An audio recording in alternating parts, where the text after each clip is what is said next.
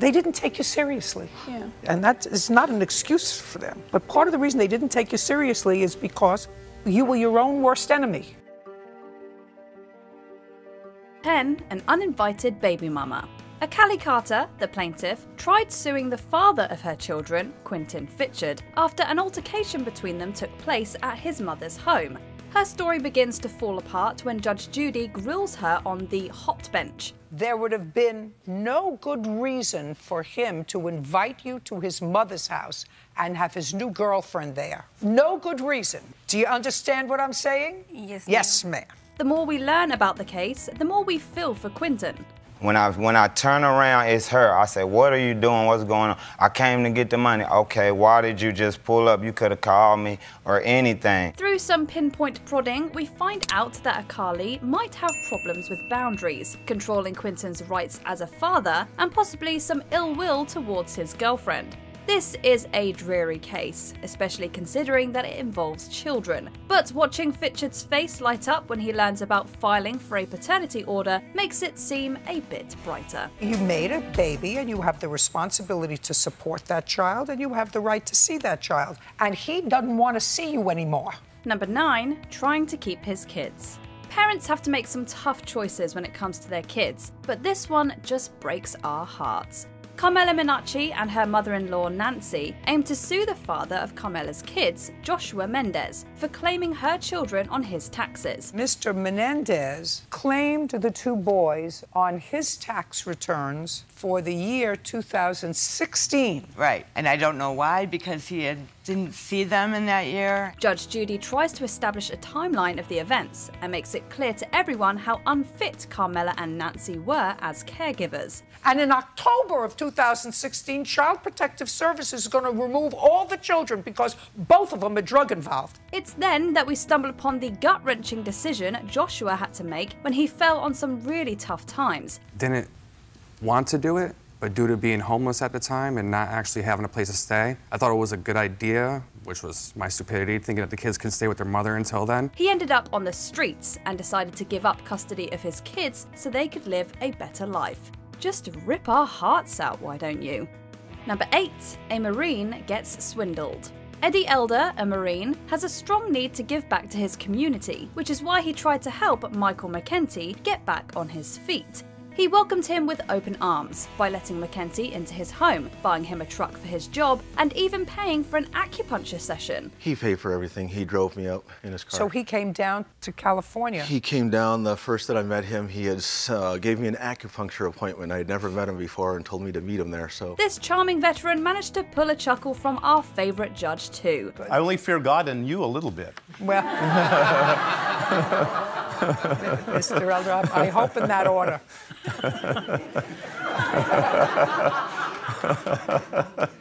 We later learn that McKenty filed a protective order against Elder, besmirched his name, and also claimed that Elder had stolen money from him. You lived with him from May 30th until August 9th. Right. On what date did you file for a protective order? August 28th, I would say. So it was after you moved out? Yes. It's awful to see someone so compassionate get conned, but justice was certainly served in Judy's courtroom. Your Honor, no good deed will go unpunished. Number 7. Who broke the baby's leg?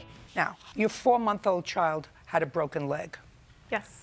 And you dropped him off at the daycare. He was fine. That morning, he was perfectly fine. If you're a parent, this might be your worst nightmare. Due to some obvious and appalling negligence on the part of Heather Scherer, the woman who was running a daycare center, an infant was severely injured. If the state of Idaho doesn't take away your license to take care of other people's children, I have no idea who's running that shop. No idea.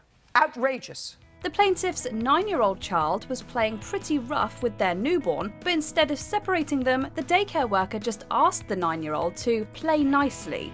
This line actually made Judge Judy angry laugh at how absurd that was. So what did you do? I asked him to please stop.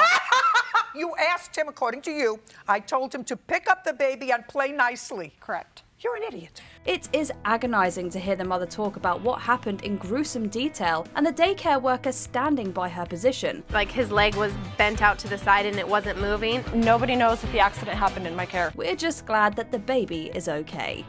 Number 6, being woken up with boiling water. Living with someone who struggles with an addiction is not easy. But instead of kindness and understanding, Kylie Jones was met with boiling hot water being poured on her as she slept. Her roommate at the time was sick of her addiction and decided that scolding her was a reasonable way to deal with it. She reports that someone dumped a pot of boiling water onto her lap. Patient reports at the times that this occurred, she was wearing no clothes. Patient presents to the emergency room wearing a hospital Johnny. She cannot tell me why she is wearing this. As soon as she tries to spin the story her way, Judge Judy shuts her down and focuses on Kylie. But the medical records, what the doctors observed of where the injuries were on her inner thigh, are totally inconsistent with this story that you just told me. She gives her a stern talking to about her drug use, but quickly shifts to a softer tone and assures her that what happened was not right. What she did was terrible. Yeah. They didn't take you seriously. Yeah. And that is not an excuse for them. But part of the reason they didn't take you seriously is because you were your own worst enemy. Yeah. Well, Yeah. that's it. Seeing Kylie whimper her agreement makes our eyes water every time. Number 5, a mother abandoned her daughter. Ms. Hammond, I gather your answer, your response to your mother's complaint is that she wasn't much of a mother, that this was the least that she could do when you were in trouble. Family members suing each other is a recipe for heartbreak, but this one takes the cake. Vivian Hammond was trying to receive reparations for putting her daughter's electricity bills in her name. After looking at the bare facts, Judge Judy prods the plaintiff a little more, and she discovers that Vivian had voluntarily given up her daughter to social services when she was just 10 or 8. There's a bit of an argument there, due to supposed behavioural issues. About 3 years old, my daughter started exhibiting behavioral issues. And what I mean by that was stealing, lying, swearing, and it continually got worse. Judge Judy is far from pleased after hearing this, and makes that very clear. I'm not following the whole story. All I know is usually when you have a child who's 10 years old who's a behavior problem, you don't send that child to live with strangers, especially if you only have one child that you have to deal with. You can see how distressed and disheartened her daughter is as her mother pleads her case, and it's pretty difficult to watch. Number 4, a man's best friend brings him to tears. You're probably feeling a little down after these last few entries, so here's something to cheer you up. In this case, a man was reunited with his kidnapped dog. Put the dog. That's baby boy. Hey, boy.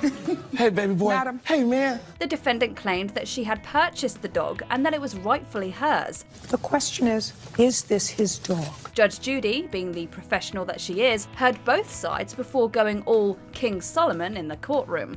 She asked the dog to be brought in, which made the spectating audience gush. But what hit us right in the feels is when Judge Judy asked for the dog to be placed on the floor. Put the dog down. Put the dog down. Don't. Yes, that's him. That's baby boy.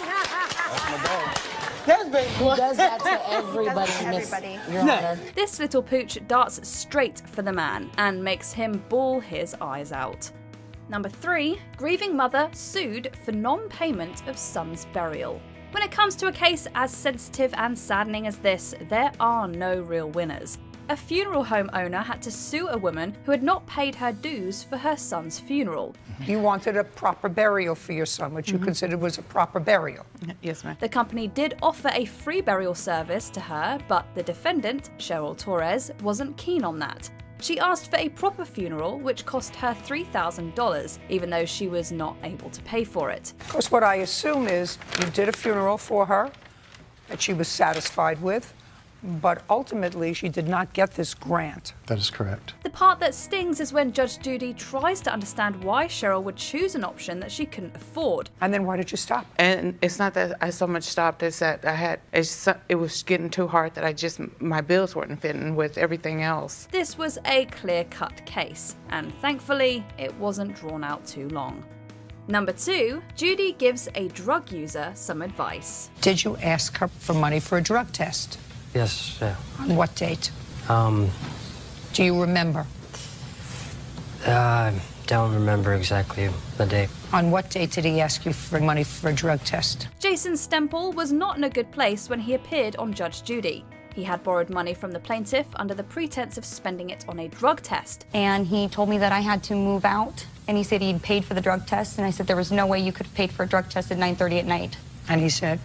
Eventually I got it out of him that he had paid for heroin. He obviously is in the wrong, but the combination of being unable to answer simple questions and his general confusion will make you feel horrible. Judge Judy ruled in favour of the plaintiff and then gave him some strict but sincere guidance. You need some help.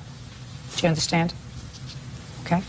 If you need us to assist you in getting some help, we could do that. But I'm going to suggest to you, you're 31 years old. If you want to be 32 years old, you better get yourself some help. She offered to help him out, and the toll the weight of her words takes on him is plain in his expression. Number 1, mother sues grieving mother for damages to her car. Nelda Bailey lost her daughter in a car accident after driving Wendy Moore's car. Was your daughter killed instantly in the car? Yes, ma'am. Wendy sued Nelda for the damage sustained to her son, who was in the passenger seat, and her car. Judge Judy became furious when it turned out that Wendy had actually left the keys in the car and let the children drive around as long as they stayed within the property. I never gave her permission to drive the car, period. You don't have to! You gave them the method. You gave them a car with the keys in it. This whole case is harrowing, particularly when the mother of the deceased breaks down crying. Judge Judy didn't hold back and let Wendy Moore know exactly what she thought of her. Instead of saying that, you sue her for the damage to your car. You're an idiot.